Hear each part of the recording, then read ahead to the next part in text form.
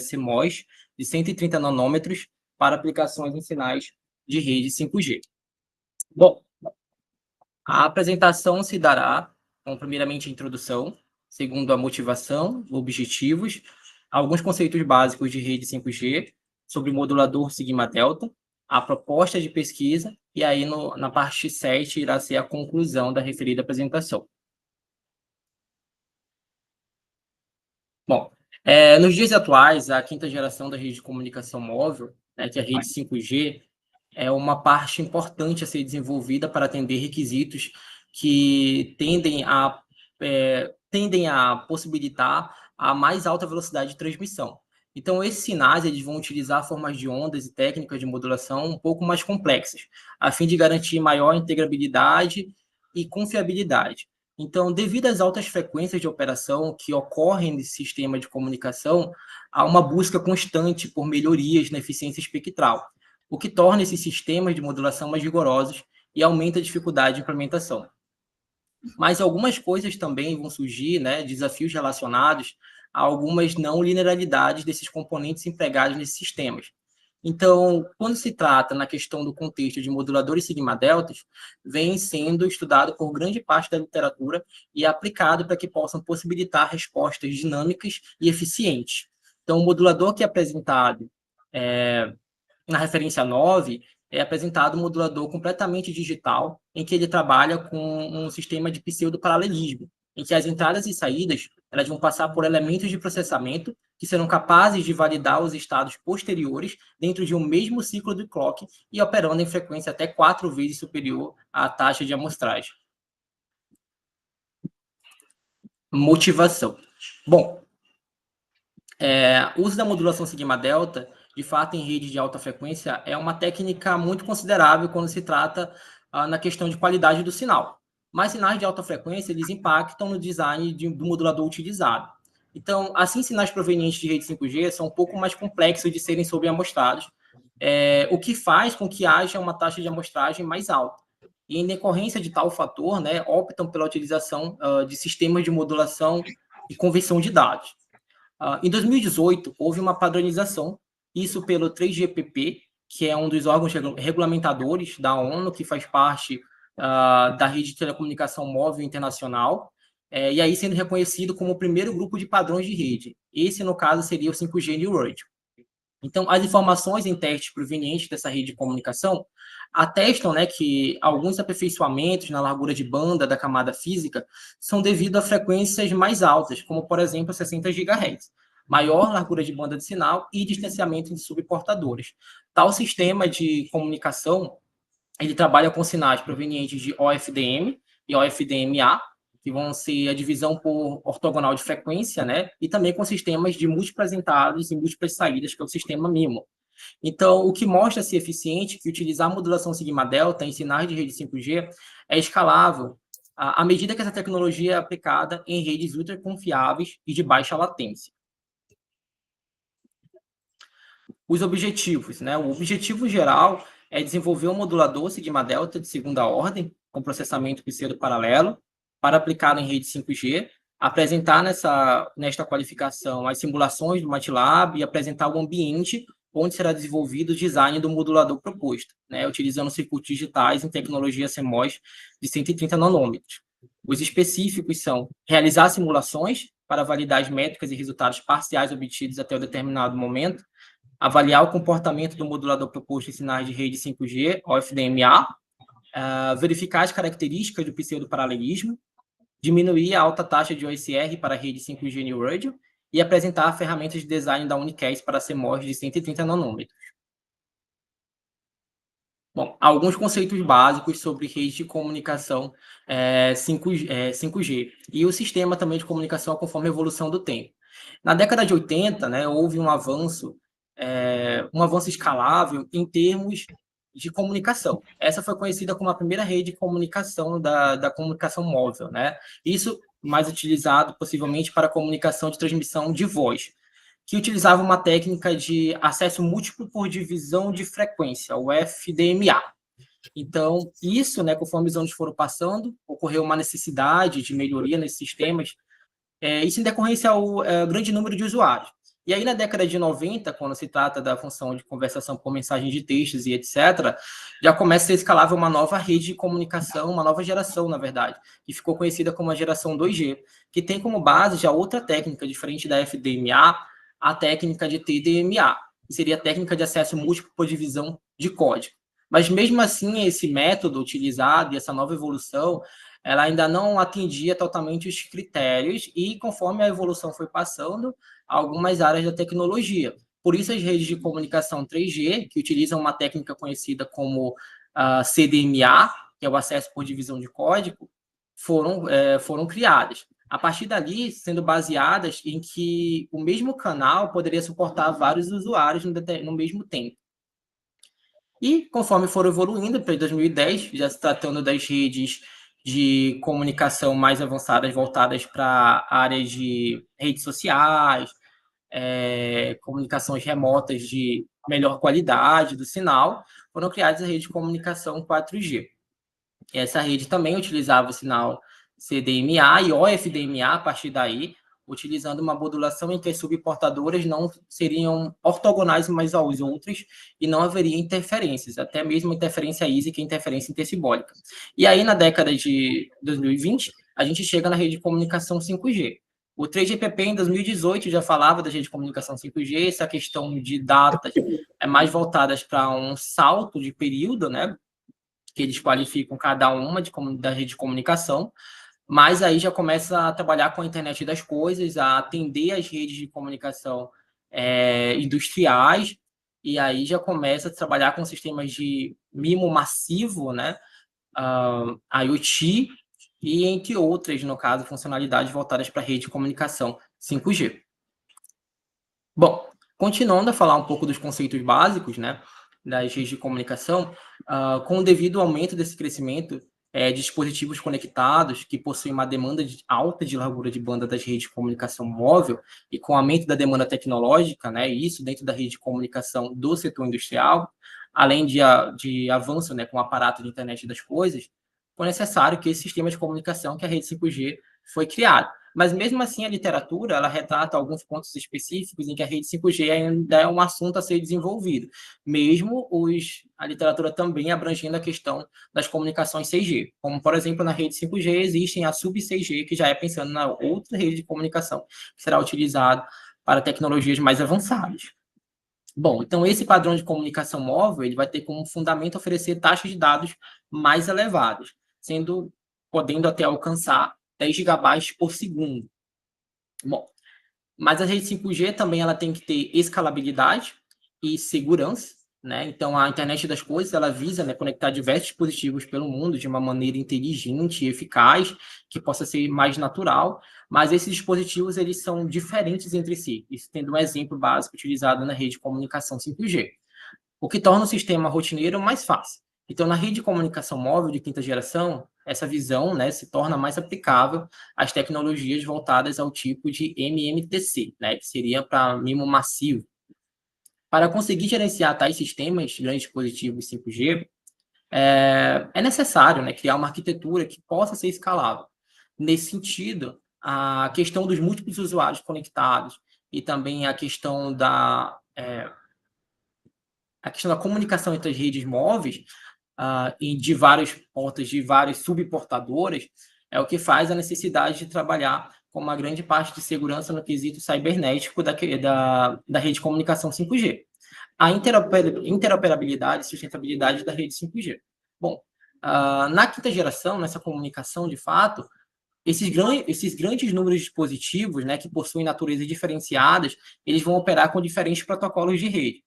Só que um dos principais desafios enfrentados pela rede 5G é de garantir esse equilíbrio contínuo nas diferentes tecnologias. Então, falar de interoperabilidade é dizer que permitir que os vários usuários desse sistema de comunicação, que utilizam, por exemplo, a internet das coisas, eles possam extrair o potencial máximo de resposta com eficiência de dados consistentes em sistemas atuais. Da mesma forma, também, falar em sustentabilidade na rede de comunicação 5G é falar, por exemplo, do sistema como colheita de energia, utilizando de benefícios tecnológicos para melhoria na questão das baterias, que vão carregar esses determinados sistemas, ou mesmo diminuir, como a própria tecnologia proposta, ela visa diminuir o impacto energético, de fato, no circuito transmissor, por exemplo. O sinal OFDM. Então, a multiplexação por divisão de frequência ortogonal, que é o OFDM, que é um modelo especial de modulação multicarrier, que é muito utilizado em redes com e sem fio, né? Isso, no caso, por conta de melhorar a eficiência espectral do sinal das subportadoras. Então, esse critério de modulação, na verdade, ele indica que as subportadoras são ortogonalmente de forma que um sinal não se sobrepõe ao outro, né? Isso foi padronizado através de algumas comunicações de áudio digital e redes locais sem fio, através do I3E 802.11. A rede 5G New Radio. Bom, a rede 5G New Radio, na verdade, ela foi definida como padrão do NR Release 15, né, do 3GPP, que é esse sistema unificado que vai ter a flexibilidade de sustentar as três vertentes para a comunicação de quinta geração, né, isso conforme definido também pela Associação Internacional de Telecomunicações. Então, sendo essas categorias da comunicação móvel, né, vão ser a internet das coisas massivas, que fazem parte, né, a comunicação ultra confiável e de baixa latência. Então, essa ramificação, que é o 5G New Radio, que é uma extraída uma ramificação do 5G, que foi padronizada em 2028, né, representa o primeiro conjunto completo de padrões de quinta geração. Então, essa estrutura do Release 15, ela se propaga em um processo de expansão para a cobertura de 5G autônomo. Além disso, né, quando se trata da taxa de dados, o 5G New Radio, ele oferece essas informações muito mais elevadas, tanto no downlink quanto no uplink, né? Isso se considerar algumas informações reais experimentais por meio dos próprios usuários que estão utilizando aquele sistema de comunicação e padrão. Bom, continuando, sobre a amostragem, né?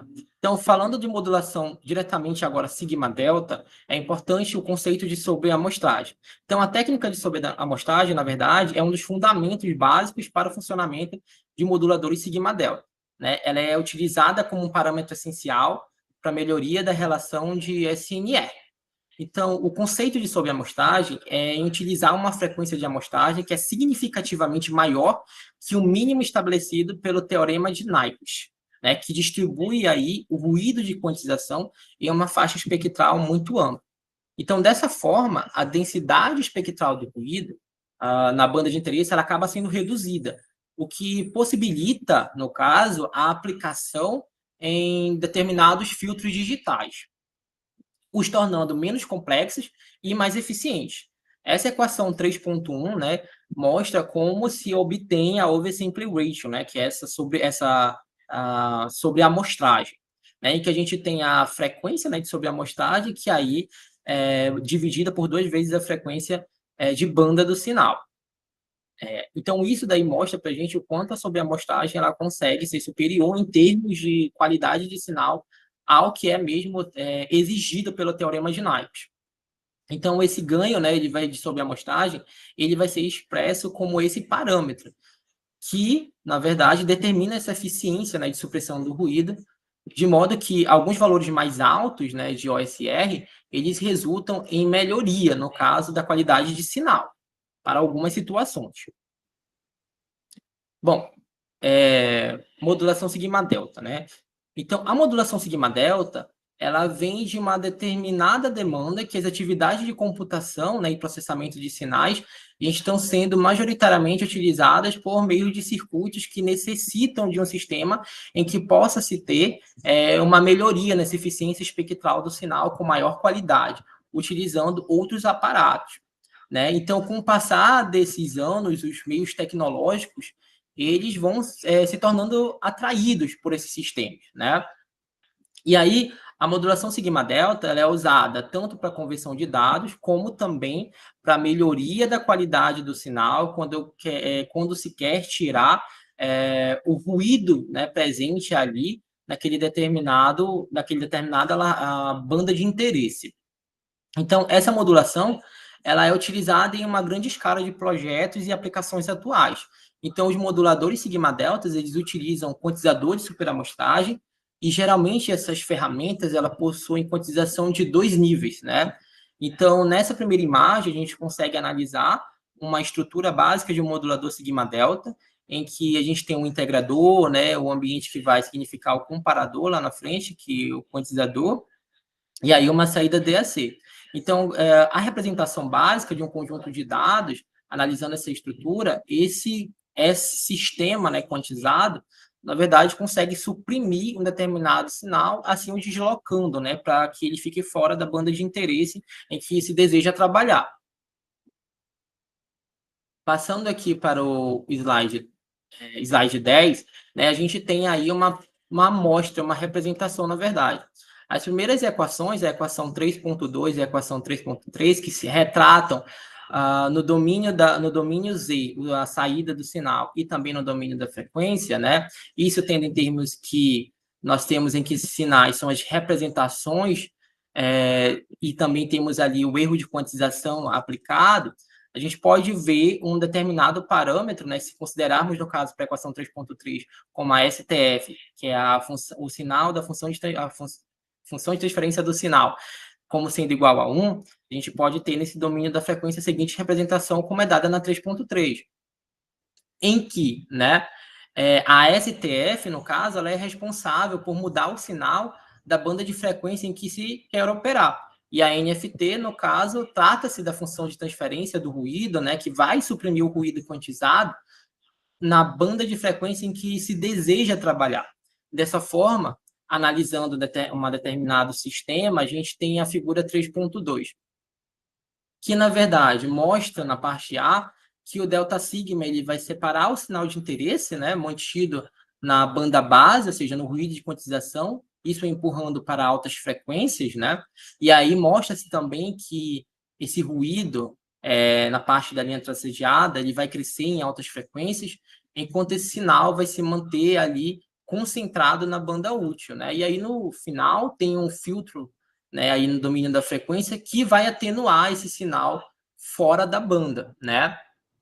Já na outra parte, nós podemos analisar que as cópias em outras faixas de frequência, elas podem estar distorcidas, mas elas não atrapalham, desde que a filtragem elimine algumas réplicas indesejadas, né? Então, isso mostra o papel da modulação sigma-delta, como esse quantizador com moldagem de ruído, ele permite, né, recuperar as informações limpa na banda base. Falar de modulação sigma-delta, também explicar um pouco da modulação sigma-delta de primeira ordem e modulação sigma-delta de segunda ordem, né? Falando de tais moduladores. Então, a compreensão desses moduladores de primeira ordem é importante justamente para entender melhor os detalhes, né? E implementações mais complexas de tal sistema. Então, os moduladores sigma-delta, eles servem para criar nas partes conversores de sinais, né? E também a modelagem de ruído na banda de interesse. Então, uma das principais vantagens de utilizar esse processo é que ele é capaz de modular o sinal de entrada em uma sequência digital, que vai permitir representar os parâmetros em uma faixa estreita, isso, né, aí, empurrando o ruído para fora da faixa de frequência de trabalho. Então, o ruído vai ocorrer nesse processo de quantização do sinal, aí o filtro que vai estar presente na malha, que realimenta o sistema, ele forma as características deste processo, né? De maneira que a potência, em sua maior parte, ela vai estar fora da faixa de frequência estreita. E aí, na imagem, a gente pode analisar basicamente o comportamento, né? Mas mesmo assim, esses moduladores de primeira ordem, né, aí representados pela figura 3.3, eles vão ter algumas limitações. E essas limitações são na questão de que uma ordem menor acaba impactando diretamente na qualidade do sinal. E aí, com isso, a gente chega na modulação sigma-delta de segunda ordem, né? Então, a figura 3.7, ela mostra como se obtém um modulador de segunda ordem, como ele é feito, ou seja, substituindo o quantizador por um outro modulador de primeira ordem ali. Basicamente, a modulação de segunda ordem, né, vem para destoar algumas vantagens que a modulação de primeira, algumas desvantagens que a modulação de primeira ordem tem, né? Apesar de ter uma instabilidade, uma robustez melhor, mas se tratando de resolução do sinal, o modulador de primeira ordem ainda vai deixar, como eu falei anteriormente, a desejar, né? Para algumas aplicações existentes. Então, essa modulação de segunda ordem, ou seja, mesmo requerendo mais partes físicas, ela, no caso, assim, uma diminuição na faixa de funcionamento do sinal, ocasionada por alguns problemas que o de primeira ordem podem ter, essa maneira de representação, né, ou seja, eu utilizar uma modulação, quanto maior a ordem do modulador, maior eu tenho uma qualidade, só que aí eu já calho em outros problemas que vou explicar também lá para frente, que é a questão da instabilidade, e por isso a utilização do pseudo-paralelismo, né, para conseguir suprir essas necessidades que vão sendo ocasionadas ao longo do tempo. Aí a gente tem que a equação 3.11, né, ela vai representar, né, a comparação, no caso, de como eu consigo ter as funções de transferência do ruído, tanto para a modulação de primeira ordem, como para a modulação de segunda ordem, né? E aí a gente consegue ver um aumento expressivo na relação de qualidade, enquanto eu falo em termos de decibel, para o modelo de primeira ordem, né? E isso vai exigindo, em grandes frequências próximas, por exemplo, à corrente contínua, isso vai ser um fator importante, porque vai diminuir esse ruído de quantização.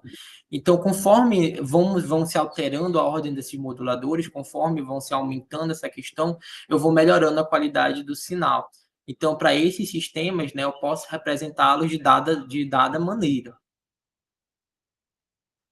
Bom, e aí as aplicações de moduladores sigma-delta, os moduladores sigma-deltas, eles são aplicados em diversos setores, dentre eles setores biomédicos, né, como, por exemplo, na utilização de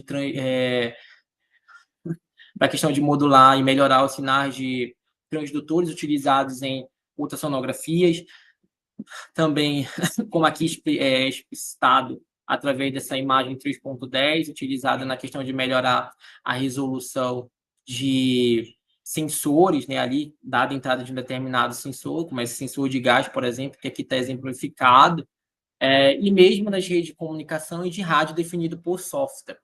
E eu vou ter essas melhores aplicações, né, utilizando esses moduladores, né, como uma forma de compensação para a questão de melhoria na filtragem do sinal, modelando o ruído numa faixa estreita de banda de interesse, em que se obtém respostas muito melhores utilizando a modulação sigma-delta. Bom, então, falando da proposta de pesquisa, né, este trabalho ele vai utilizar um modelo que é baseado, que é referenciado em 9, né, que ele vai utilizar o modulador PDSM, que é um modulador pseudo-paralelo, né, e vai utilizar aplicado a um sinal de 5G New Radio, né, que é o OFDMA, tá? E esse determinado modulador, esse determinado que vai ser aplicado, vem de uma seguinte situação, né? Que um valor alto de OSR ele acaba sendo um dos fatores limitantes para a aplicação de modulação sigma-delta. E isso faz os projetistas ficarem um pouco receosos quanto à utilização em frequências mais altas. Então, com o passar do tempo, né, a superamostragem ela acabou ficando mais conhecida nesse contexto de conversão de dados. Então, esses moduladores acabam sendo projetados a partir de modelos sigma-delta que possuem uma alta eficiência. Então, utilizar essa modulação sigma-delta nessa proposta de pesquisa, utilizar isso também, mas não utilizando diretamente uma ordem mais elevada, e mesmo utilizando um elemento digital para fazer a criação desse modulador, o torna uma proposta viável, não só em termos de área, né, mas também em termos do processamento do sinal que está sendo inserido dentro daquele sistema de modulação. Por quê? Porque mesmo a modulação sendo muito aplicada, sendo utilizada, se eu aumento a ordem do modulador, como, por exemplo, utilizar um modulador de uma ordem mais elevada, como quarta ordem ou quinta ordem, aumentando assim o número de integradores, o que aumenta o hardware, a parte física, né, da área do chip, né, que vai ser criado, eu posso calhar nas instabilidades que esses sistemas podem ocasionar, principalmente em frequências muito elevadas. Mas utilizar uma base do pseudo-paralelismo que é conseguir fazer com que o mesmo ciclo de clock eu consiga obter as informações precisas utilizando entradas e saídas de intervalos periódicos que pertencem no mesmo sistema de informação e utilizando tanto uma frequência efetiva quanto a frequência de amostragem, o torna uma proposta viável, tanto em termos de área como em termos de qualidade do sinal. Utilizar o fator de desenrolamento nesse caso, né, aqui, já falando um pouco mais do PDSM de sobreamostragem, utilizar um fator de desenrolamento também, como vai ser visto lá para frente, é crucial para entender como ele consegue abranger uma determinada largura de banda. Nesse caso, falando do modulador PDSM com baixa sobreamostragem, que também é algo que pode ser alcançado através do projeto, deste modulador em implementação digital, a gente tem que esse PDSM, retratado a resposta dele na figura 1, né, em que a gente tem que o ponto central desta imagem é mostrar que o PDSM, no caso, em frequência efetiva de operação, é maior que uma amostragem tradicional.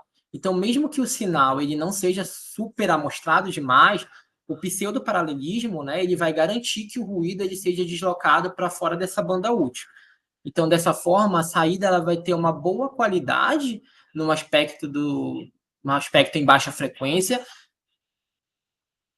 enquanto o ruído ele vai ser empurrado, digamos assim, para regiões altas, né, que podem ser facilmente filtradas.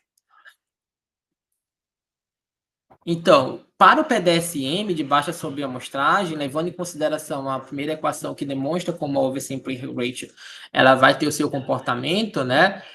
Na equação 4.1 pode-se observar como se tira a oversampling ratio para o caso de um sinal OFDMA. Nesse caso, BW vai ser correspondente à largura de banda bilateral.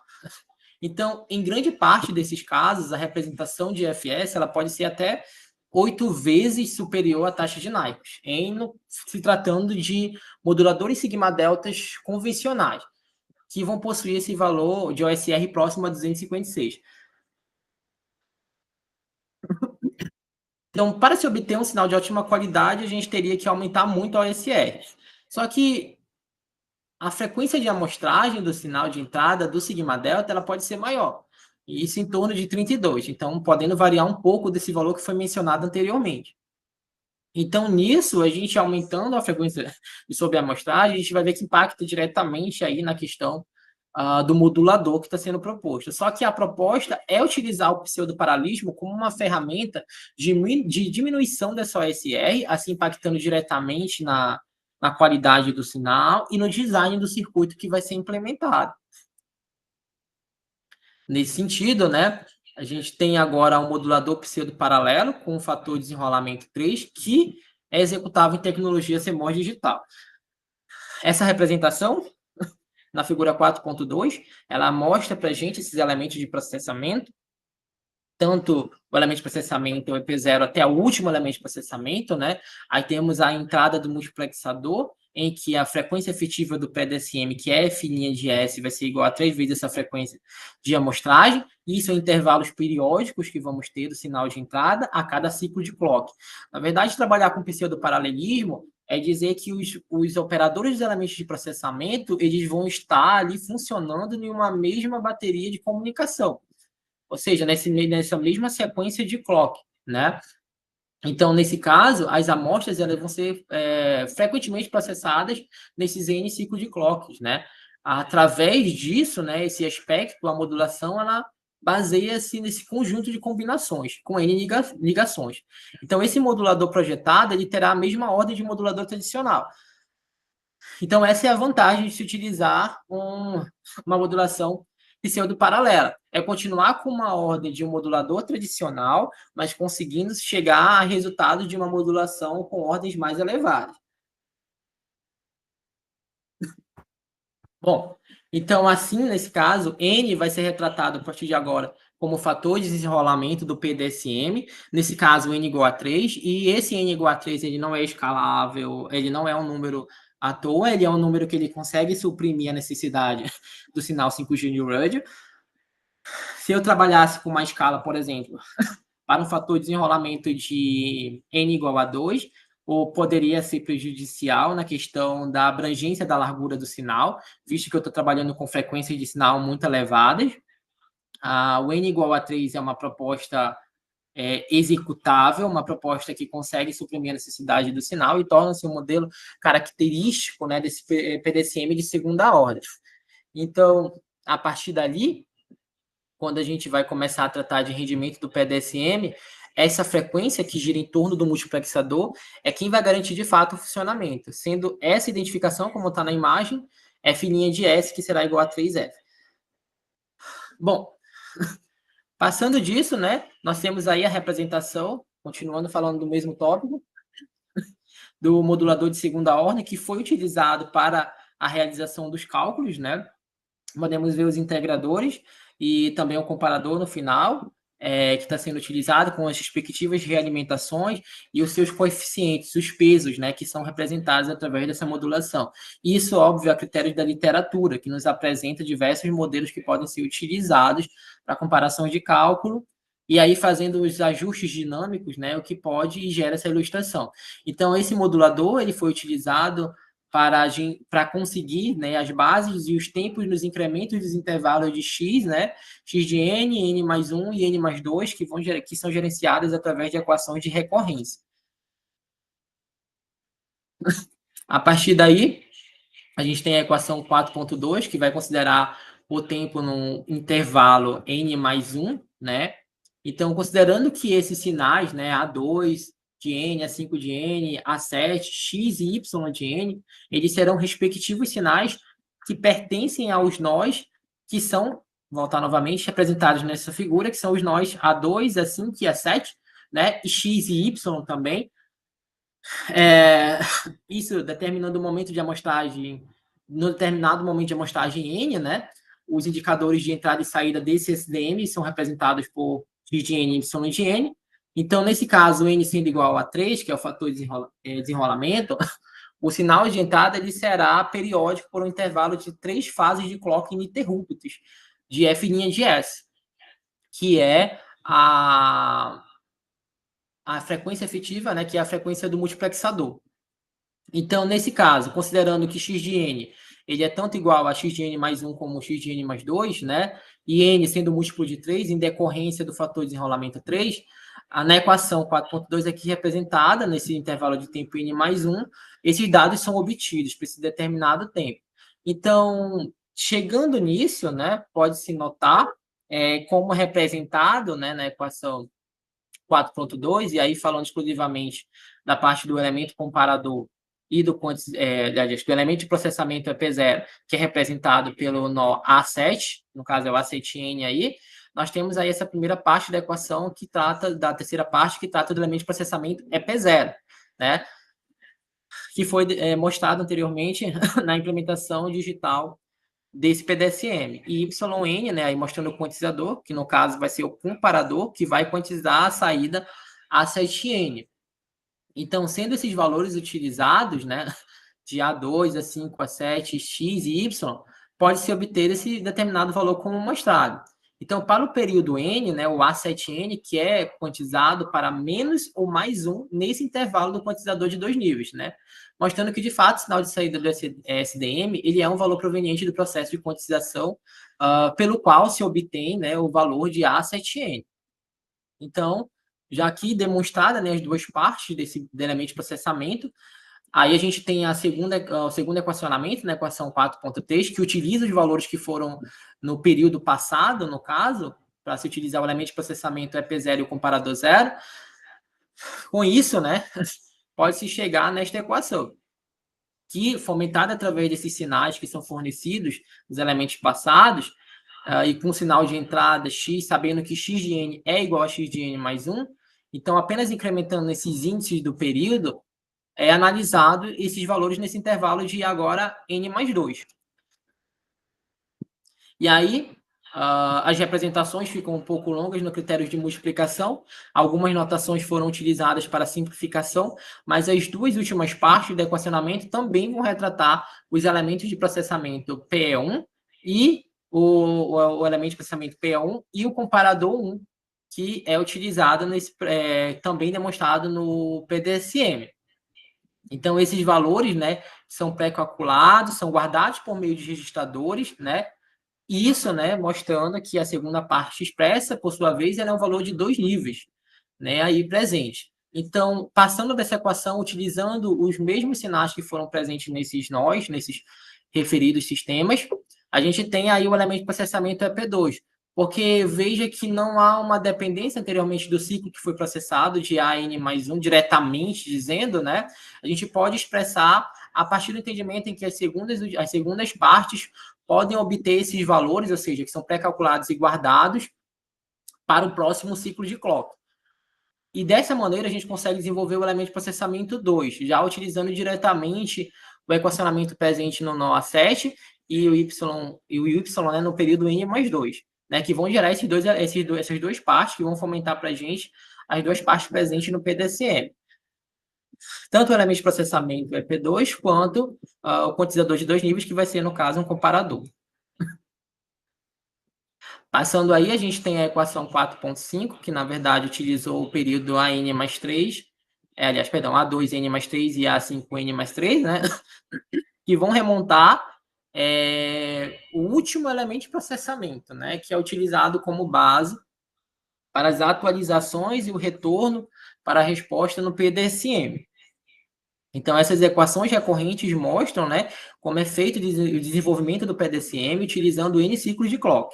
A partir desses equacionamentos, a gente chega na parte do desenvolvimento desse modulador proposto, né, que é o modulador pseudo-paralelo com N igual a 3, em que pode ser representado e foi feito e executado, aliás, foi representado e testado, no caso, no MATLAB, né, em que a gente pode ver aí todos os elementos de processamento sendo representados com as devidas multiplicações e os integradores aí em um determinado ciclo de clock. A gente vai tendo uma entrada digital e essa saída que vai ser representada, mostrando para a gente que o ruído presente na banda de interesse do sinal, ele vai sendo deslocado, né? De uma maneira, obviamente, quantizada em critérios digitais, utilização dos comparadores que vão ser feitos em tecnologia CMOS para conseguir suprimir essa informação, né?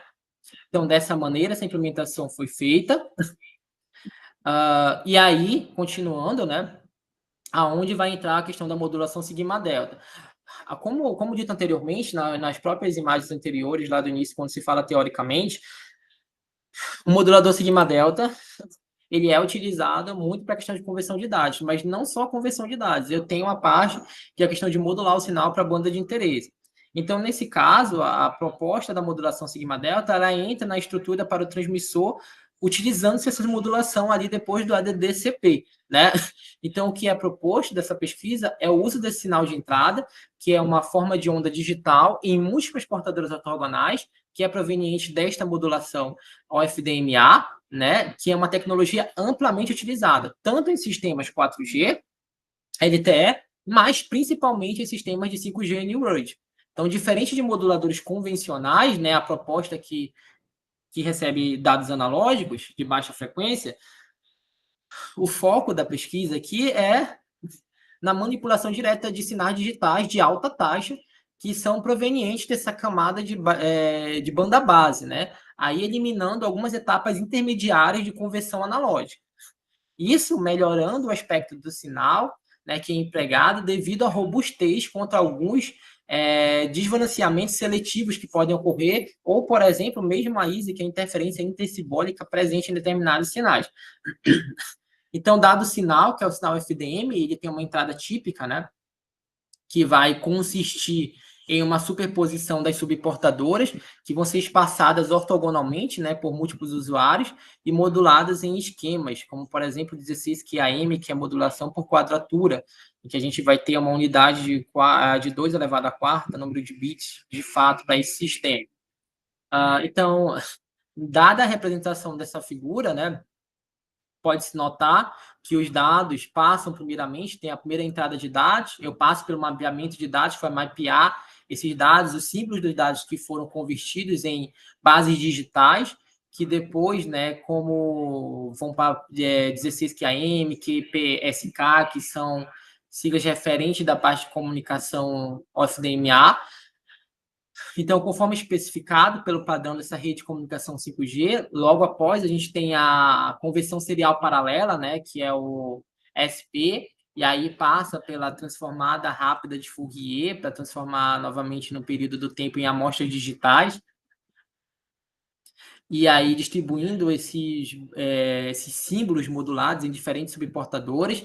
Depois passa-se disso, a gente vai ter o PS, né, que vai ser de novo a conversão, só que agora paralelo serial, que vai reorganizar e reorganiza, né, na verdade, os dados dos sinais nessa sequência digital, e aí vai para o ADC, que é o prefixo cíclico, né, que ali é responsável por mitigar esses efeitos de dispersão nesse multipercurso e facilitar a recepção síncrona. Após isso, o sinal ele continua de maneira digital, então os dados que vêm daqui são uma base digital. Eu utilizo a modulação sigma-delta para conseguir empurrar para fora esses ruídos presentes nesse dado sinal, para quando ele for para o ADC, ele já vá um sinal com uma excelente qualidade, que basta passar por algum, depois do DAC de conversão de dados, o filtro para filtrar a última partezinha ali para tirar qualquer resquício, eu consigo transmitir para o receptor de maneira mais adequada. Então, esse processo, né, ele vai deslocar esse ruído, ele desloca esse ruído para fora da banda de interesse e preserva essa relação do sinal ruído dentro da largura da banda útil, né? O que é relevante e muito bom quando a gente está trabalhando com rede de comunicação 5G, New RUD. Bom, algumas simulações foram realizadas com alguns dados, né? Então, essa é a base para a relação sinal-ruído, ao qual vai qualificar a qualidade de um determinado sinal, e é um parâmetro importante quando a gente trabalha com modulação sigma-delta, né? Em que MS vai representar o valor médio quadrado tanto do sinal quanto do ruído, nesse caso, e os dados da simulação que foram utilizados na questão da rede de comunicação 5G New RUD podem ser vistos através da tabela 1, né, em que é tratada a largura de banda, que vai ser a faixa de frequência que é utilizada pelo FDMA, a subamostragem, que é o oversample rate, que nesse caso é de 64, fator de desenrolamento, que é n igual a 3, né, a frequência de amostragem, que é 3.8 GHz. Temos aí o espaçamento entre as subportadoras, que é um valor padronizado pelo 3GPP, que é para a numerologia do 5G New RUD, né? Que determina aí para a gente a distância entre cada subportadora do sinal OFDMA. Blocos de recurso físico, né? Que vai ter a seguinte situação, né? Isso vai corresponder a uma determinada largura de banda, com esses espaçamentos aí de 273, sendo nesse caso 273 gera em média 3.276 subportadores no total presente. O número de usuários, né? Que vai significar os usuários que compartilham determinado canal FDMA ao mesmo tempo, e cada um com uma parte das subportadoras, daí no caso foi utilizado 4, e a ordem da modulação, né, que é MQAM, foram 16 QAM, né, no caso aí utilizado, que vai ser o equilíbrio, que é o equilíbrio, na verdade, entre a eficiência espectral e a robustez presente nas redes de comunicação 5G New RUD. Bom, a partir daí, eu tenho a questão das tabelas, que elas mostram a questão dos dados obtidos, né, através dos valores dos coeficientes. Esses valores dos coeficientes aí, primeiramente, eles foram vistos de um processo sistemático, que foram em intervalos determinados, mas primeiramente, previamente definidos isso pela literatura, e após foram feitos incrementos e decrementos aí, aliás, regulares, né, incrementos regulares, para esses coeficientes, a fim de se conseguir obter um melhor SNR, uma melhor relação sinal-ruído.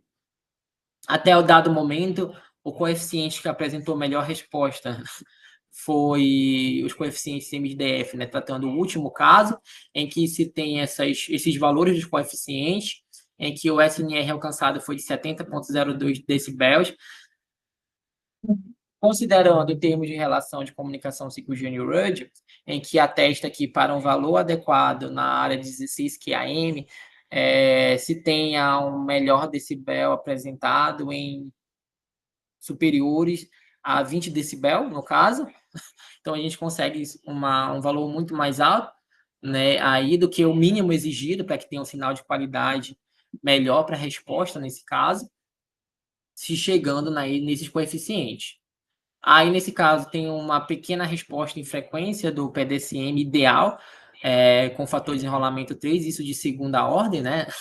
Que está mostrando aí a resposta da frequência do modulador sigma delta paralelo implementado, né? Aí que a gente pode ver a frequência normalizada e o eixo vertical, o ganho de decibel desse sistema, dessa resposta até o momento, né? A curva ela apresentando a modelagem do ruído, que é típica desses moduladores de segunda ordem. Então, aí o ruído de quantização ele está sendo empurrado para fora das bandas de interesse, e dentro da banda útil, a potência de ruído ela cai, né, aí, em determinados fatores, né, e aí essa presença de desenrolamento igual a 3, ela acaba melhorando, né, ainda mais a distribuição, ela permite o processamento paralelo de 3 fases do mesmo clock. Ainda está sendo trabalhado para melhorar mais a qualidade do sinal, para termos respostas mais eficientes, principalmente na questão do desenvolvimento do próprio modulador físico, né, o que é importante, né, representado aí por esses resultados preliminares.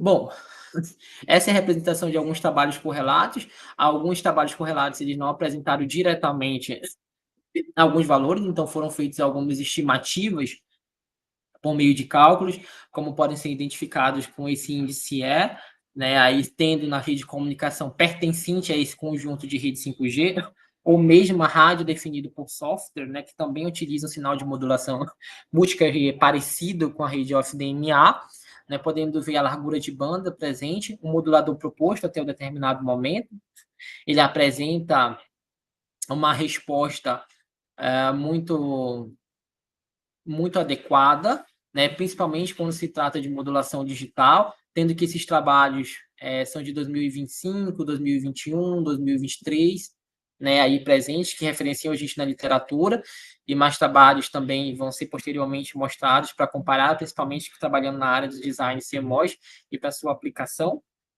né, na prototipação e fabricação desses circuitos, né, circuitos integrados, e aí se obtém esses dados como resposta até um determinado momento. Bom, falar um pouco do ambiente de desenvolvimento de circuitos digitais, né? O ambiente que vai ser utilizado é o ambiente da Unicase, né? Que vem surgindo com o avanço tecnológico, diversos meios de pesquisa e estudos, né? Esse ambiente aí prezado pela Unicase, ele é um ambiente que permite, né, criar uma plataforma de automação, no caso, como o EDA, por exemplo, que é utilizado, além dos PDKs que vão ser utilizados para esse dispositivo de processo, a gente consegue fazer a criação de projetos cada vez mais robustos, né? Então, utilizar esse fluxo de projeto para circuitos integrados viabilizar a implementação desse modulador Sigma Delta proposto. Então, essa ferramenta da Unicase, a ferramenta de síntese e verificação que utiliza a linguagem Verilog, em que a gente consegue ver que a gente consegue criar os arquivos compartilhados de dados e fazer a criação do layout e a aplicação desse design, que será em tecnologia CMOS 130 nanômetros, no caso, utilizando o Sky 130, né, aí até um determinado momento, isso, no caso, como uma aplicação de fluxo digital, utilizando o ASIC, é uma plataforma de bastante utilização neste meio, né? Principalmente, por exemplo, como esse exemplo aqui especificado, que a gente consegue rodar diretamente utilizando o software da Unicad, em que podemos ver a base do layout sendo constituída e algumas pontes de ligações sendo realizadas, assim demonstrando que no final, obviamente, vai gerar um layout diferenciado também que a gente que nós possamos avaliar de acordo com as métricas e resultados obtidos e também mostrar a área em que esse sistema vai ser desenvolvido, o que é diretamente importante quando se trabalhará com os resultados reais obtidos através por meio de simulações utilizando os ambientes pertencentes à ferramenta Unicad de Design de Circuito Integrado. Bom, aí chega-se ao cronograma de atividade. Esse cronograma de atividades é um cronograma de atividades que vão ser trabalhadas até a questão da defesa propriamente da dissertação, né? Então, a gente tem um início, que é a apresentação da qualificação, que está ocorrendo hoje e no mês 9, né? E aí eu tenho a montagem dos esquemáticos dos circuitos, que, aliás, está em andamento, e aí uma finalização ser prevista para o mês 11, a criação do layout dos circuitos integrados, né, aí demonstrando eficiência e a prototipação disso no design CMOS 130 nanômetros na plataforma Unicast, no mês 12, as simulações também ocorrendo no mesmo mês dos CIs, né, aí que foram propostos e serão desenvolvidos, o layout do protótipo como um todo, né, podendo ser criado até o mês em janeiro, tudo ocorrendo dentro dos parâmetros esperados, e aí o teste utilizando com o sinal FDMA, utilizando, óbvio, né, a plataforma Unicast e uma programação específica para conseguir adequar e interpretar esse número de subportadoras e esse sinal como uma representação digital até o mês 2. Finalização da documentação da dissertação no mês 3, né, que é o mês de março, e aí a apresentação quando retorna, geralmente, as aulas do PPGE no mês 4, no mês de abril, né? Então, essa é o cronograma de atividades restantes, né, para essa qualificação, para essa defesa de dissertação, né? E aí, passando para isso, a gente tem a conclusão dessa qualificação, que foi apresentar algumas análises preliminares, demonstrar que o conceito proposto da utilização do pseudoparalelismo na modulação sigma-delta é um conceito promissor, o que demonstra viabilidade de implementação e que os recursos físicos, né, que vão ser utilizados e desenvolvidos no design CMOS são recursos viáveis, que podem ser feitos e atingíveis, assim melhorando a qualidade na questão da transmissão do sinal do 5G New Radio, e isso melhorando mais ainda aspectos na relação de latência de dados, velocidade de processamento, principalmente quando a gente se tem uma alta demanda por chips que processam unidades de qualidade de sinal muito elevados, hoje aplicados quando as pessoas utilizam os sistemas de inteligência artificial, que é muito utilizado hoje em dia, a parte das comunicações de internet das coisas ainda mais aplicada nesse conceito de indústria sendo evoluída com o longo do tempo. Então, que esse modulador, por mais que ele possua uma segunda ordem, mas o pseudoparalelismo faz ele obter uma qualidade de sinal mais elevada, concernente a parâmetros precisos da modulação e aplicação sigma-delta nesse sentido. Então, com isso, eu finalizo a apresentação e aberto a perguntas. Obrigado pela atenção. Obrigado, André, pela apresentação. Coloca no primeiro slide lá, né? Mostra o título, né? E agora a gente vai para a parte de arguição da banca, né? Vamos começar aí pelo integrante mais antigo, né? O professor Valdir. Agradeço mais uma vez a participação do Valdir. Eu começo assim. Também pelas contribuições. Obrigado, Thiago. Obrigado pelo convite. Vocês estão me ouvindo, né? Sim, professor. Obrigado, André, também. Tá, bora começar. André, eu vou começar aqui pelo final, tá? Para te ficar tranquilo. Quer dizer, da minha parte, né? Já tem o Carlos. Parecer final. Eu acho que tu tens um tema, tá, de dissertação. Eu acho que esse tema tem relevância, principalmente técnica. Como pontos fortes, tá? Eu coloquei... Eu vou te mandar isso por escrito, tá? Que eu estou conversando. Pontos fortes, né? Eu acho que tem ali... tu tens um entendimento já bem completo da proposta. A tua qualificação está adequada ao pacote, né? Foi entregue da parte escrita e da apresentação. Eu acho que tens experimentos. Aí eu digo eu acho porque está um pouco confusa essa parte dos experimentos, mas isso é normal na qualificação, né? Agora é evidente que não está em estágio inicial, que é uma coisa boa, né? Já está num estágio mais avançado de experimentação.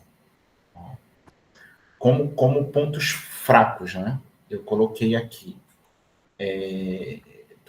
Não tem comparação, né? talvez tu precise disso para o trabalho final. Tu apresentou uma tabela ali no final, mas eu não lembro se ela estava no trabalho, né? Eu sei que vocês mandaram uma versão nova, mas eu já tinha terminado a revisão. Mas aí não tem problema. Eu acho que para a versão final, tu observa esse ponto, ó, de trabalhos de outros autores, em termos de comparação. E eu acho que até na apresentação, minha impressão é que não ficou muito clara a tua inovação. Tá? Eu acho que tem inovação, só que tu mistura o que é existente do que tu inovou. A gente vai conversar sobre isso um pouquinho até mais na frente. Então, assim, como eu falei, começando pelo final, por mim, a tua qualificação está aprovada. E o meu objetivo agora é bater um papo para tentar melhorar a qualidade do teu trabalho na versão final, tá bom? Tá, Ok, professor, obrigado. Bora começar pela apresentação, né? Eu vou começar, André, pelo tempo, tá? Eu marquei aqui, tu levou 50 minutos. Não tem como tu apresentar em 50 minutos tua versão final. Tu tem que mirar ali uns 35 minutos. Também não adianta tu correr, que eu também marquei esse ponto aqui. Tu em várias partes, né, tu correu com a apresentação. Tá? Até faltou fôlego aí, faltou ar. Tá? Então, eu acho que treina, talvez corta algumas coisas, entendeu? Dá uma explicação mais objetiva, controla o tempo, tá? São coisas que tu deve ter atenção para a defesa final. Tá? Aí eu acho que na apresentação, o que ficou evidente para mim é que tu fala de modulador sigma delta, né? Mas tu tem que entender que tem uma parte de modulador sigma delta que é uma parte comum, tá? E que tem uma parte de modulador sigma delta que está muito mais próxima da tua contribuição, do que tu pretende fazer. Tá? Então, eu acho que aquele teu capítulo 3 é um exemplo escrito disso. Que tu tens que olhar aquele capítulo 3 com esse enfoque, na minha opinião. Tu tem que falar de modulador sigma delta, o que é mais comum, o que é mais fundamental, e tu tem que falar de modulador sigma delta como algo já que tu pretende fazer, ou que tu pretende implementar, entendeu? Tu concorda que tu mistura essas duas coisas? O que tu acha? Sim, professor.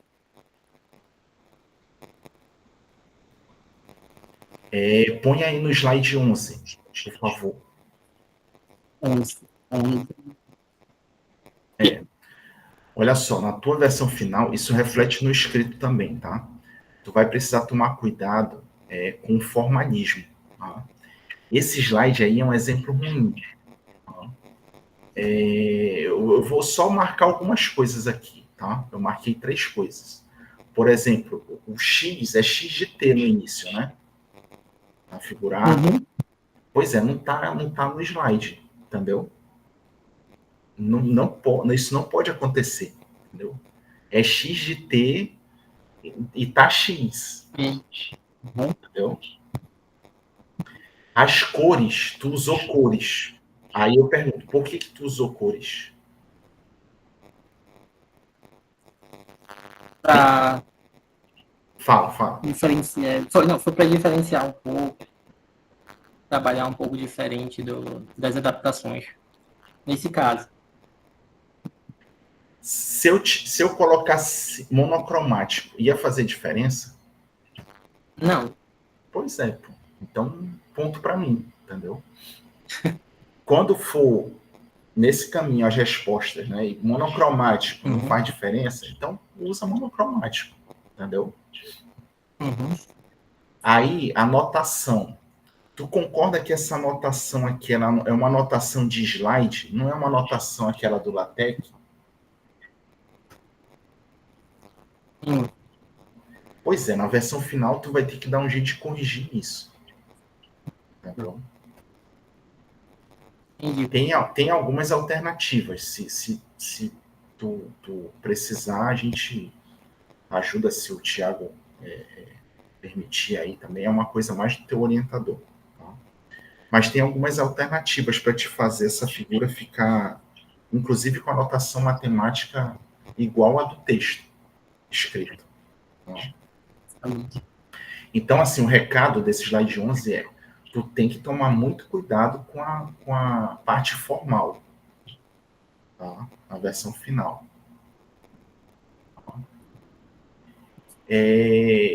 Tá, falando um pouquinho mais da apresentação, tem um slide, eu não marquei qual eu acho que é o primeiro slide da tua proposta. É esse aí. Ó, tu falou que este trabalho visa utilizar um modelo baseado em 9. Quem está assistindo tua apresentação não vai lembrar do trabalho 9. Então, uma dica que a gente te dá é que tu não use a referência, que tu explique, que tu retome o que a referência trata e exponha na apresentação, entendeu? Tá, para fechar aqui da apresentação, eu vou falar mais duas coisinhas, né? Eu acho que tem que tomar cuidado com algumas palavras que tu usa que são fortes, por exemplo, garantir, né? Em alguns momentos tu falou, eu garanto que eu vou afastar um ruído para fora da banda. É muito forte isso, entendeu? Tu pretende que isso seja, entendeu? Ou então tu criou mecanismos para que isso fosse, entendeu? Mas garantir é forte, ainda mais em PDS. Garantir teria que ser no sentido matemático, entendeu? Entendi. Eu não usaria essas palavras fortes em PDS, entendeu? E eu acho que esse exemplo é um desse slide. Eu acho que tu pecou por colocar pouca informação no slide. Esse slide aí, tu poderia colocar mais coisa. Tenta usar aquela regra lá, 3x3, né? De 3 linhas com 3 bullets. Para te colocar um pouco mais de texto, né? Tá, beleza. Eu comecei aqui, ó. Fiz em 10. Não, 9. Tá.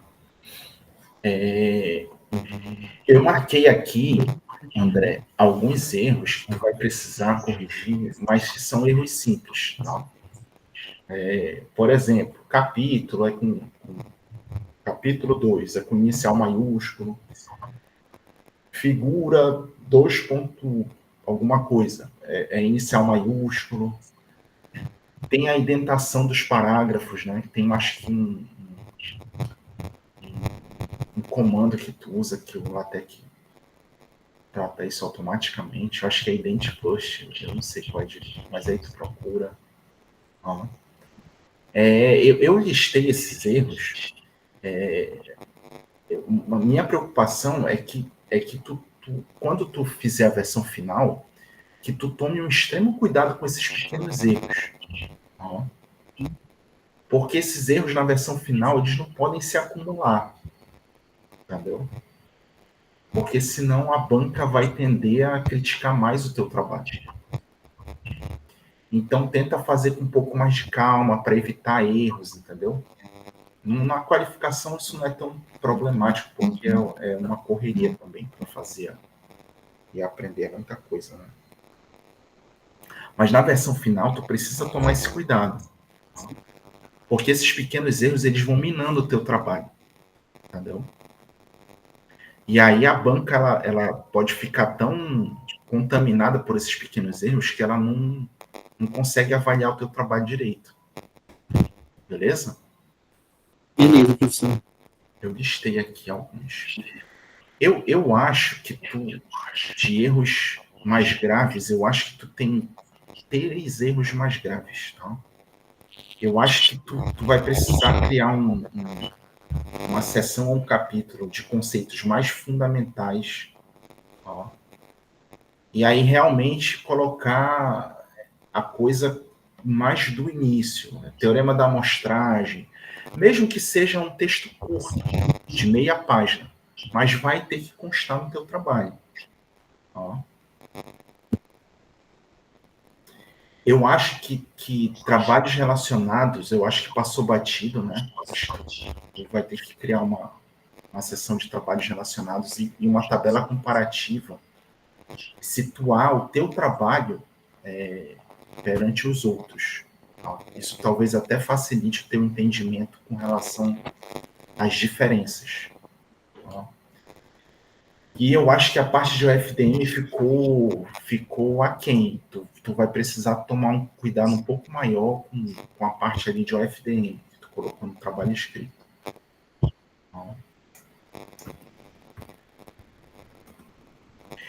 Eu vou...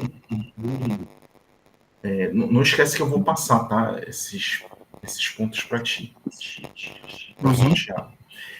Eu acho que de pergunta, André, eu não tenho pergunta. Eu só te deixo, se eu for participar da final, né?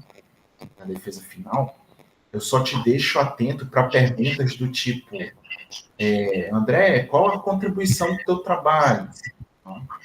Para te estar preparado para esse tipo de pergunta. Qual é o ganho técnico que o teu trabalho proporciona? Entendeu?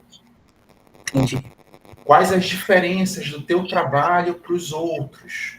Essas perguntas tem que estar preparado para responder. Entendeu?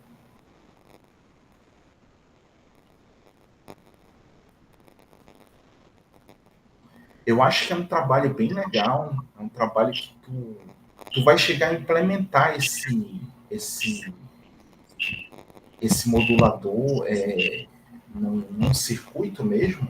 Isso eu fiquei em dúvida. É o desenvolvimento de design digital, né, na plataforma, e ele vai ser testado pela própria plataforma. O que se quer chegar, além do desenvolvimento dele, é que a gente possa submeter para a Unicast para que possa ser fabricado o circuito. Tá, é 130 nanômetros, né? Isso. Vai usar, né? Tá. Eu acho bem legal, cara, isso aí. Bem legal mesmo. E eu acho que tu tem... Não vou colocar como obrigatório, né? Mas seria excelente tu conseguir fabricar e testar, né, esse circuito, né? Seria muito bom. Eu acho que é isso, André. Eu espero ter ajudado aí na revisão. Eu acho que é um momento que tu tem que entender que a qualificação...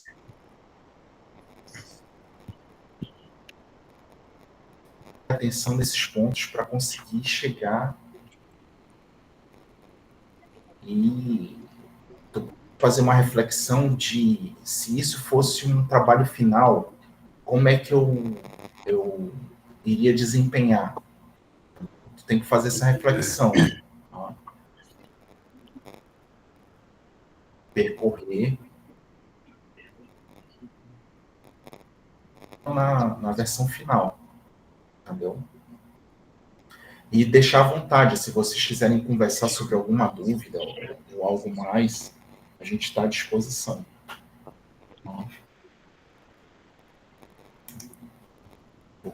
Eu cumpri meu tempo aqui, André, tá vendo? É até 15 minutos. O Carlos vai falar à vontade. Obrigado, professor. Eu acho que é isso, Thiago. Parabenizar, né? Trabalho bem interessante, uma proposta interessante. O André fez disciplina comigo, né? Então, eu tinha aí um bezerro aí de conhecimento de como é que ele trata, né? Devolvo a palavra para o presidente.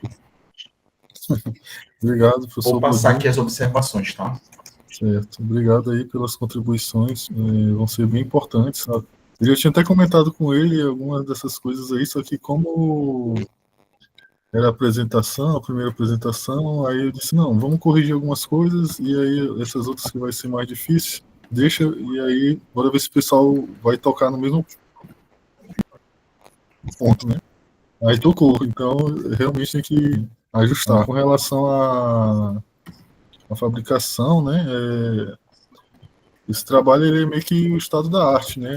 São ferramentas de código aberto, né, para desenvolvimento de circuitos integrados do I3E, né, em parceria com o I3E. E aí eles têm até chamadas, se não me engano, é 2 ou 3 vezes no ano, que aí a gente pode submeter a proposta para fabricar de maneira gratuita, né? Basta ser filiado ao I3E. Aí eu Excelente. vou até depois divulgar melhor aí entre os colegas do PPGE, né? Quem sabe alguém queira também fazer, fazer parcerias. Por exemplo, processamento de sinais, a tua área, a área do Carlos, de imaginadores, sensores, tudo dá para a gente tentar fazer esses circuitos que fabricando ajuda bastante a aumentar a chance aí para ter um periódico, alguma coisa assim, né? Para testar e tudo mais. Então, depois eu vou até passar o pessoal do PPGE para divulgar melhor. E obrigado mais uma vez aí, Valdir. O André, eu já deixei combinado com ele que ele queria anotar tudo, que todo mundo falasse, e vão ficar esperando as anotações depois.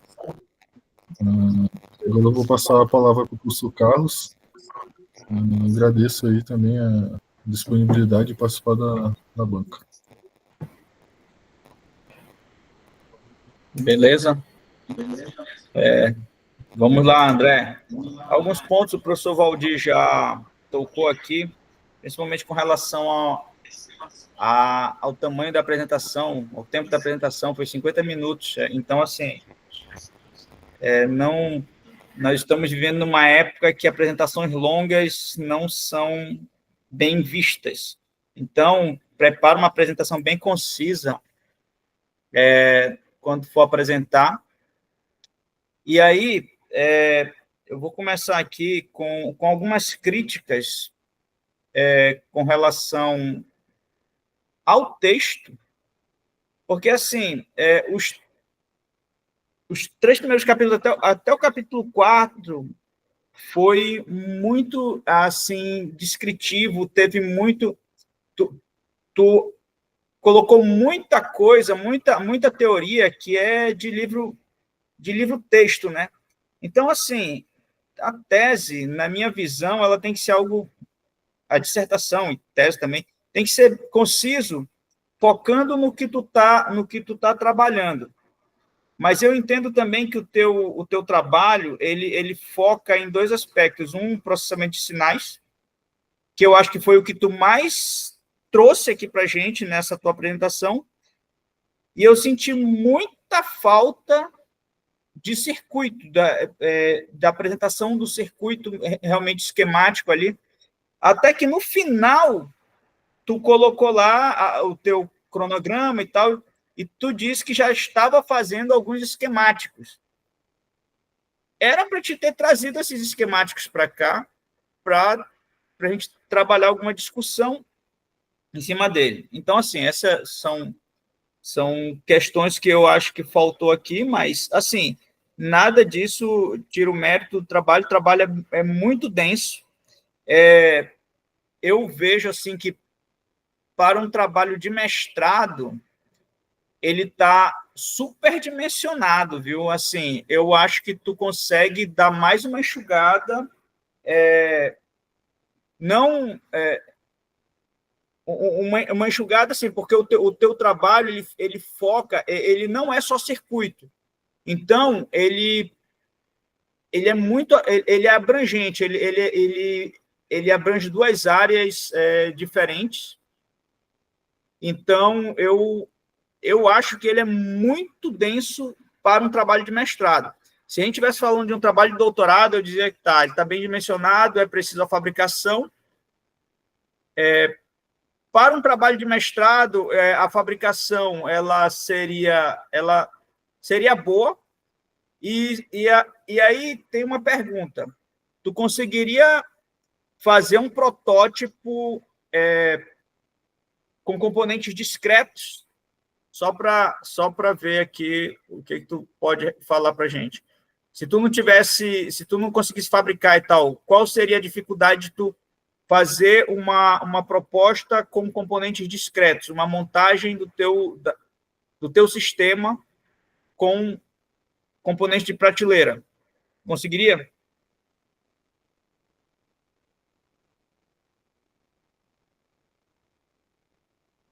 Alô, alô, alô.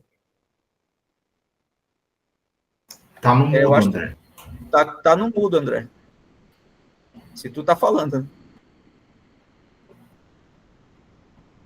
Mutou. Oi, professor. Tá ouvindo?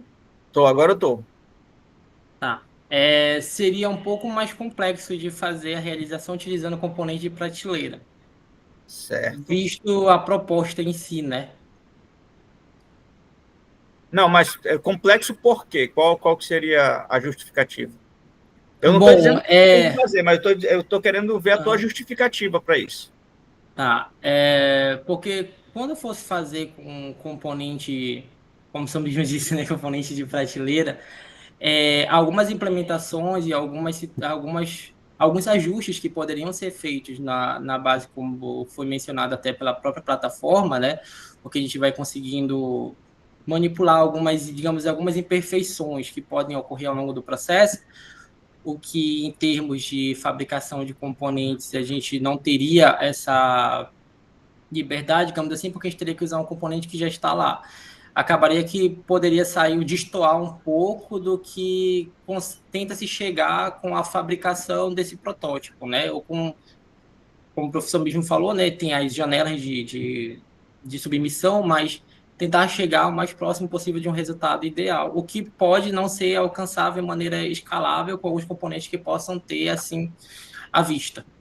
Não, eu entendo, mas como uma prova de conceito, se tu precisasse, nem que tu precisasse reduzir a frequência para caber dentro de componente de prateleira, a tua proposta ela é dependente de um nó tecnológico ou ela é uma proposta que conceitualmente ela poderia ser implementada em qualquer outra tecnologia, em tecnologias maiores, nem que fosse para mostrar que é possível.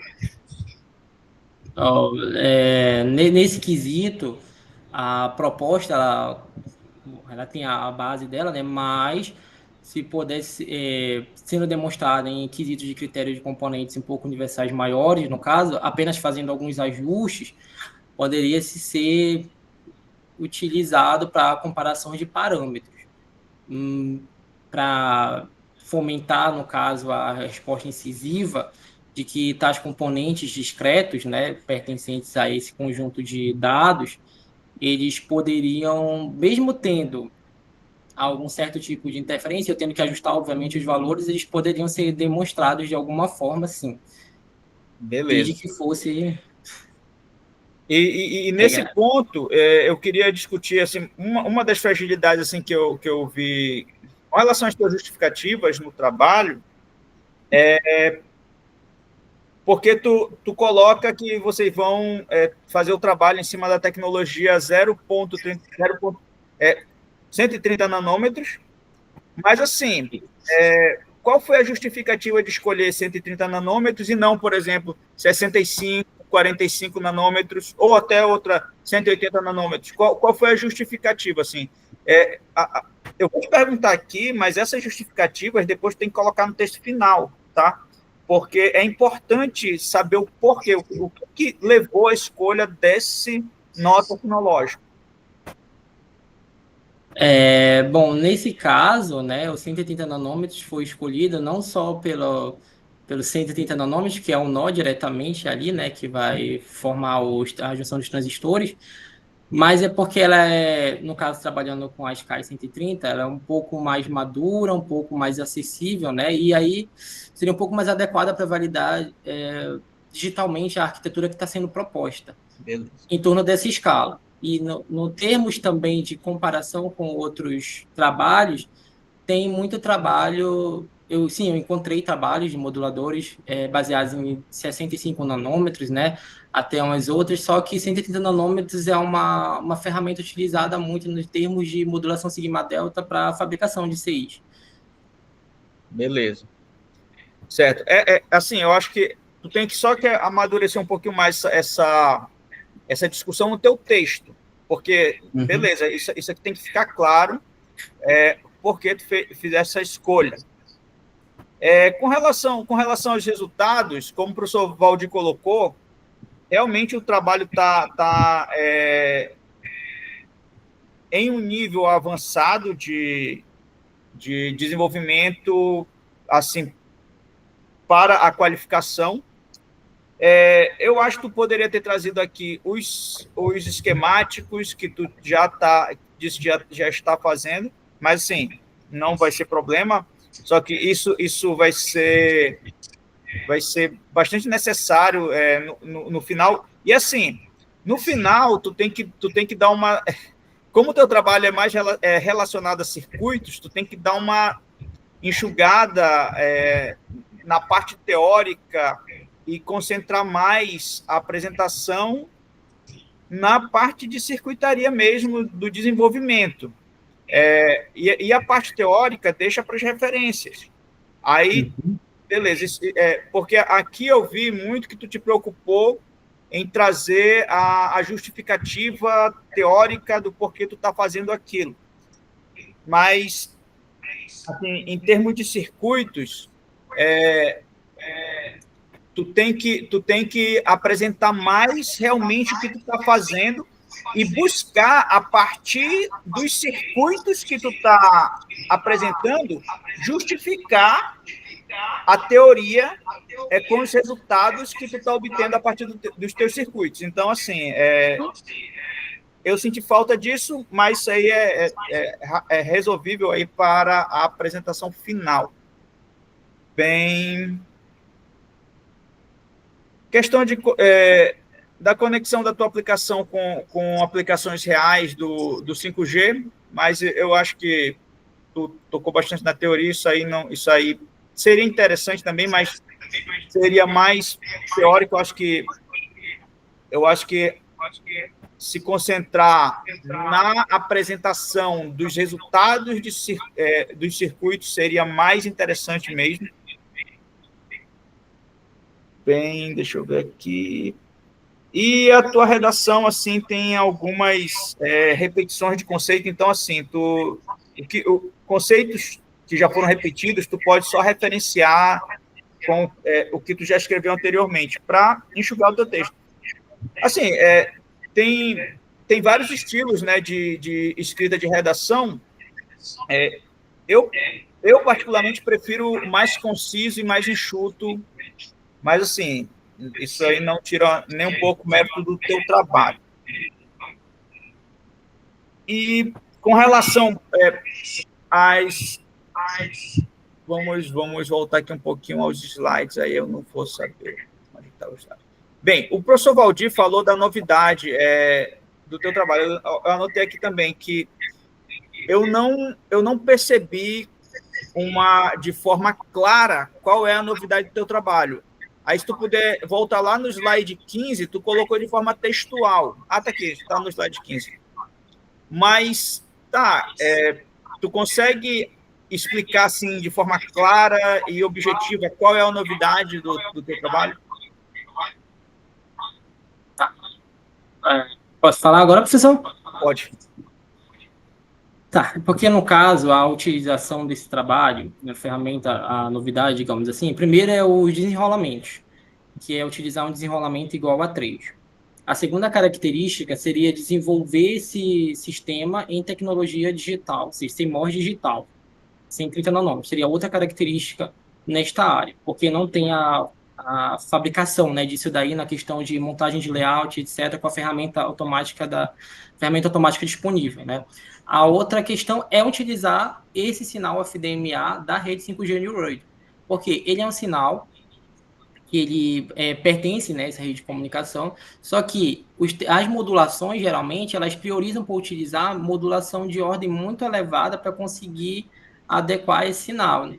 o que exige essa superamostragem alta, mas no caso desse trabalho é utilizar esse conceito, né, do pseudoparalelismo, que a gente tem essa mesma frequência de clock, nesse intervalo de clock, né, ou seja, conseguindo colocar a modulação proposta dentro desse transmissor, né, assim, melhorando a qualidade desse sinal para que ele possa ser replicado lá na frente pela antena. Certo. E quando, lá no slide 8, quando tu fala da subamostragem, sobre amostragem, né? Não seria subamostragem, né? Uhum.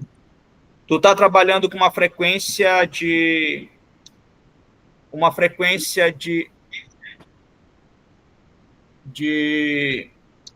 esqueci a palavra agora. 3,8 de Frequência abaixo da frequência de Nyquist e tu tá gerando, eu acho que agora é no slide 10, eu não sei, provavelmente é no slide 10. Tu coloca no slide 10 aí. A proposta seria trabalhar com um dos harmônicos do sinal amostrado, é isso? Conseguir pegar esse sinal amostrado, né? E aí pegar essa parte, porque o sinal ele vem, como ele vem discretizado no tempo, né, a parte digital, né?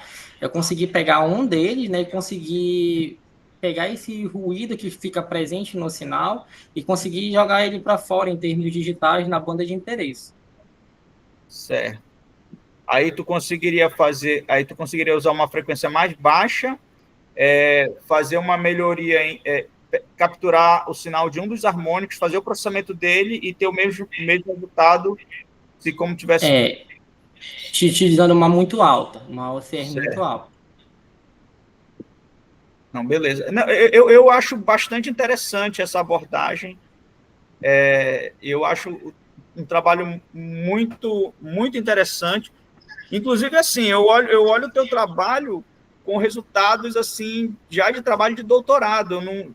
Assim, para mim, na minha visão, é uma pesquisa que não morre aqui no mestrado. O mestrado é muito curto para te trabalhar tudo isso. Vamos ver aí os resultados. Tu acha que tu consegue trazer esses resultados só com simulação mesmo?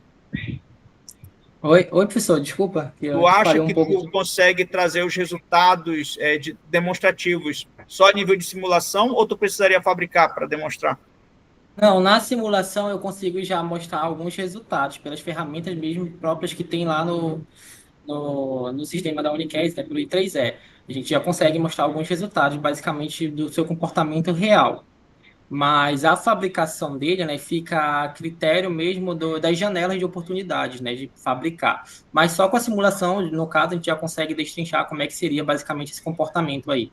Beleza. E tu já tem algum resultado de experimento básico que tu fez para verificar como é que tu vai fazer essa demonstração a nível de simulação? Alguns experimentos básicos, primeiramente, são testar os CIs que vão ser feitos, estão testando os CIs que são feitos, né, os que vão ser os que vão compor esse modulador, como multiplicador, somadores e o multiplexador.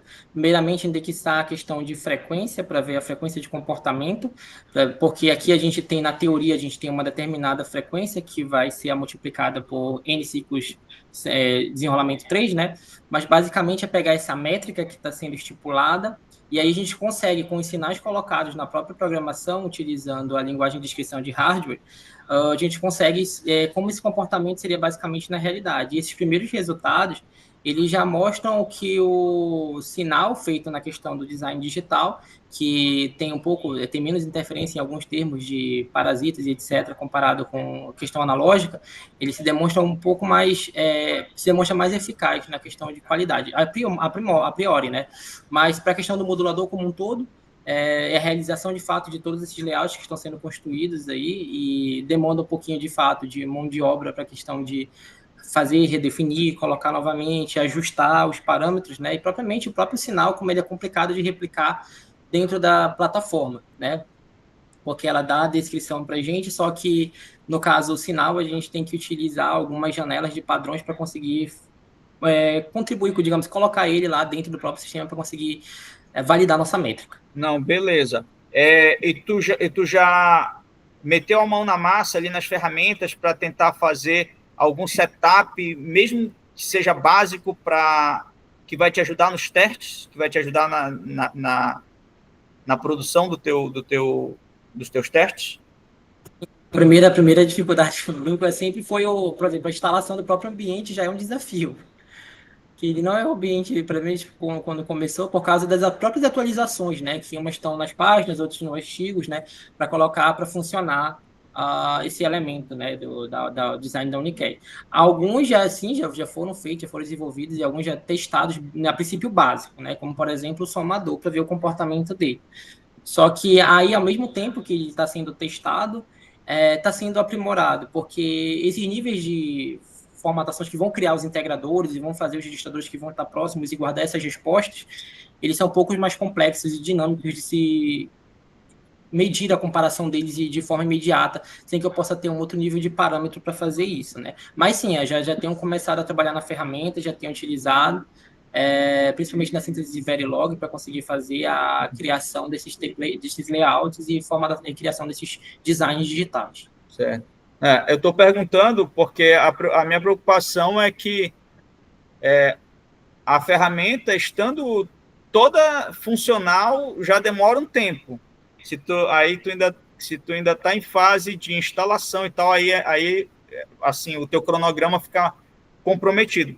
Eu acredito que dê tempo, mas assim, eu tô te fazendo essas perguntas para ter ideia de qual o nível de facilidade que tu tem com as ferramentas atuais, as facilidades atuais que tu tem com a ferramenta de desenvolvimento, né? Para te realmente trazer teus resultados. Mas, assim, essas são questões que são preocupações que a gente tem, principalmente quando a gente vai fazer projetos basicamente a nível de simulação. Eu acredito que o teu circuito, o layout, tal, a fabricação não vai dar tempo. Vamos supor que tu consiga finalizar ele em dezembro, ele está pronto para ser enviado em janeiro.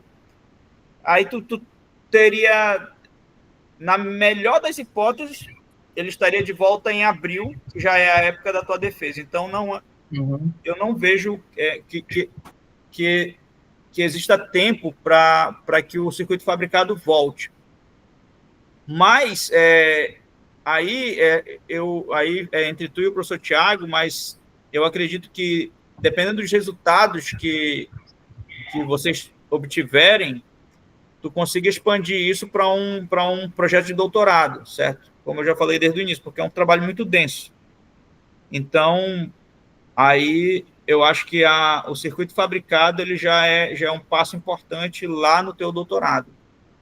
E aí eu acho que lá é extremamente necessário, porque até eu acho que não existe como fazer esses testes com circuito discreto. Eu te perguntei anteriormente para ver a tua resposta, mas assim, realmente ele não é possível. Mas aí tu tem que ter essa segurança para defender o teu trabalho. Mas assim, por mim, está aprovada a qualificação e eu espero que nós tenhamos bons resultados aí com o desenvolvimento de vocês e precisando aí de qualquer orientação, qualquer ajuda, a gente está aqui para trabalhar junto, certo? Então, passo a palavra aí para o professor Tiago e, mais uma vez, muito obrigado aí pelo convite.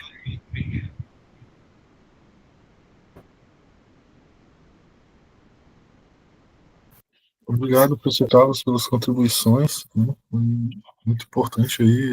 Depois eu passo aqui o script para vocês aí, tá? Tá certo. Foram boas contribuições, né, principalmente aí na parte do circuito, né? Até por isso mesmo eu estava escolhendo a banca com o André, a gente conversou, né, de escolher um professor de PDS e um de microeletrônica, justamente para ter esse paralelo aí, né, e poder melhorar o trabalho, né? A gente realmente não vai dar tempo de fabricar, né? Aliás, de receber as coisas, né? Talvez até dê para mandar fabricar, mas para receber não dá tempo. mas a gente vai fazer os testes lá com o layout extraído, né, no final. É. As ferramentas, elas possibilitam isso, que aí já dá para fazer teste com as capacitâncias parasitas que vão surgir, tudo isso, e aí, claro que vai diminuir até que razoável esse NR que ele conseguiu, né? Até por isso que ele focou nessas primeiras simulações em conseguir um SNR bem alto, porque quando a gente for chegando mais perto do circuito, ele vai diminuir consideravelmente, né? Certo. Mas eu creio que mesmo assim ainda vai ter bons resultados se comparar com os demais trabalhos que às vezes nem estão em circuito, né? Eles estão lá ou em FPGA ou algo do tipo. Certo. E aí essa também é uma contribuição, que a maioria do pessoal não chega a fazer essas simulações, nem mesmo simulações com layout, né? Extraído. E aí isso também é uma contribuição para mostrar como que dá para trabalhar com esse nó tecnológico, né? Com essa combinação com processamento de sinais. Mas obrigado aí, professor Carlos, professor Valdir. Agora, seguindo o rito, né? Eu acho que eu vou pedir aí para o pessoal se retirar para eu definir aqui o conceito com os professores e aí eu já chamo vocês de volta, tá?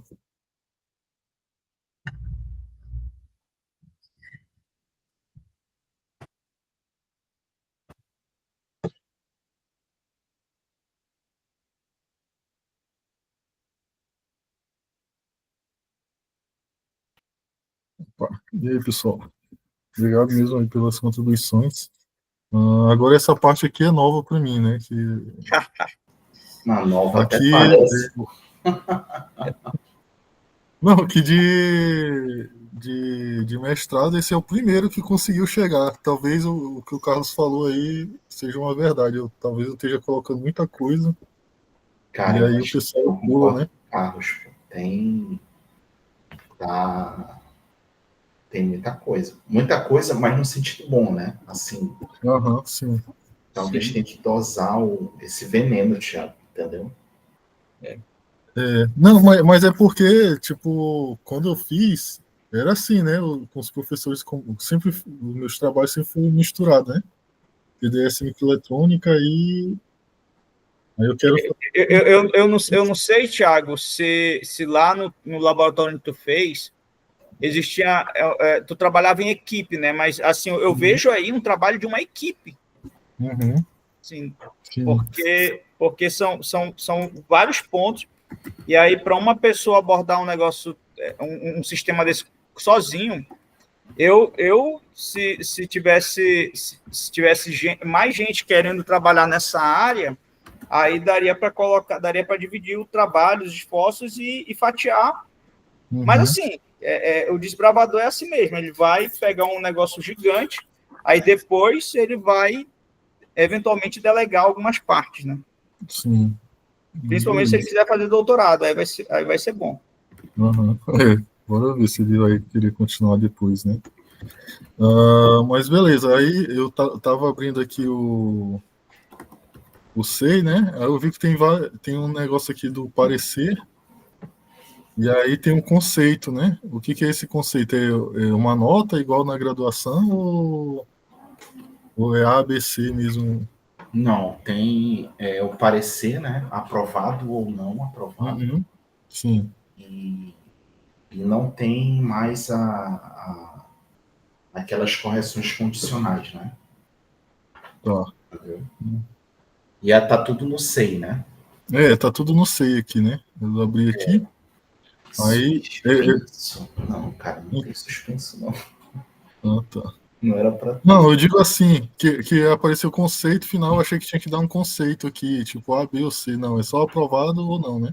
Aprovado ou não, e o suspenso não existe mais. Ah, tá. Beleza, então eu vou apagar Porque quando eu se editar. ele for reprovado, Uhum. ele pode fazer uma nova defesa. Eu acho que é Tá, 60 dias. tá, beleza. Não, então não tem nota agora nesse momento, né? Só aprovado ou não. Exato. Tá, beleza. Então eu vou chamar ele e aí a gente encerra aqui o rito. Beleza, cara, parabéns. Ó, e, cara, isso aí dá um periódico, hein, cara? Eu não sei o que o Carlos acha, mas Oi, Valdir. eu acho que isso dá um periódico. O André escreve bem, Tá. entendeu? Assim, tendo só o resultado de simulação, eu recomendo já para uma revista bem qualificada, por exemplo, Circuit Systems ou Electron Device. Uhum. Eu acho que o tema é relevante, o trabalho é bom, e eu acho que só a simulação, se o trabalho for bem escrito, já dá um periódico muito bom. Beleza. Vamos trabalhar nisso daí. Uhum. Então eu vou chamar ele aqui para voltar, aí já encerra.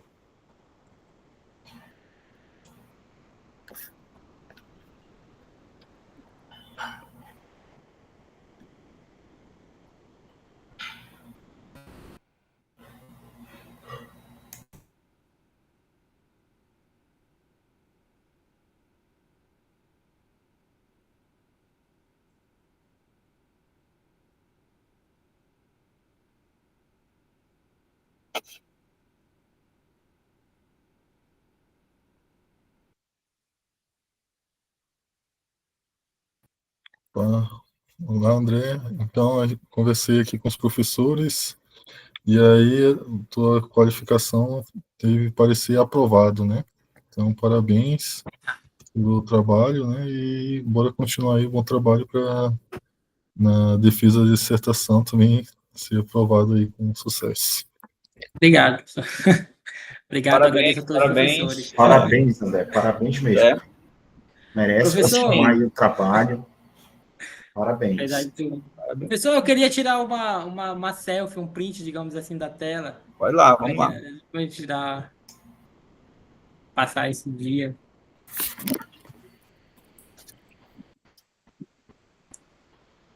Só tem gente feia aqui, mano.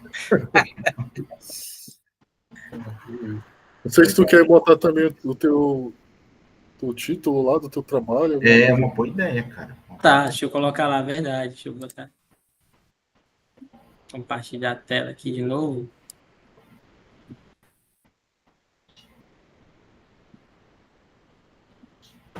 Ver se aparece. Pronto. Deixa eu compartilhar aqui a.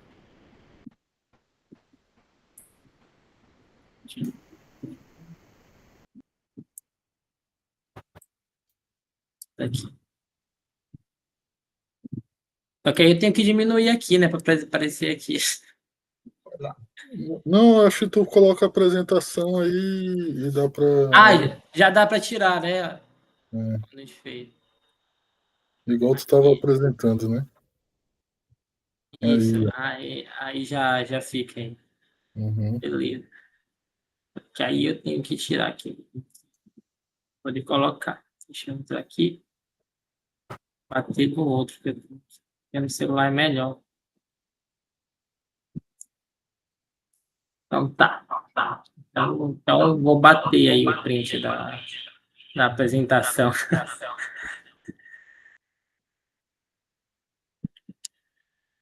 Já, professor. Beleza, então, André. Muito obrigado. Tá bom? Mais uma vez, parabéns aí, André. E espero que dê tudo certo. E continuar o trabalho, né? Porque é um trabalho muito. Ele é bom. Muito legal. E, assim, eu acho que ele tem potencial de se tornar realmente alguma coisa grande no futuro e continuação aí da pesquisa. Então, mais uma vez, parabéns e estamos aí. Obrigado, professor. Obrigado pelas contribuições. Parabéns. Parabéns. É continuar e seguir rumo aí firme e forte. Exatamente. Tá bom. Obrigado. Obrigado. Bom dia para vocês. Valeu, Thiago. Um abraço.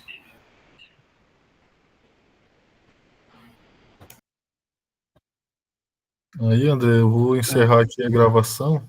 Eu vou ter encerrado. Tá. Depois eu vou ter que cortar. Para eu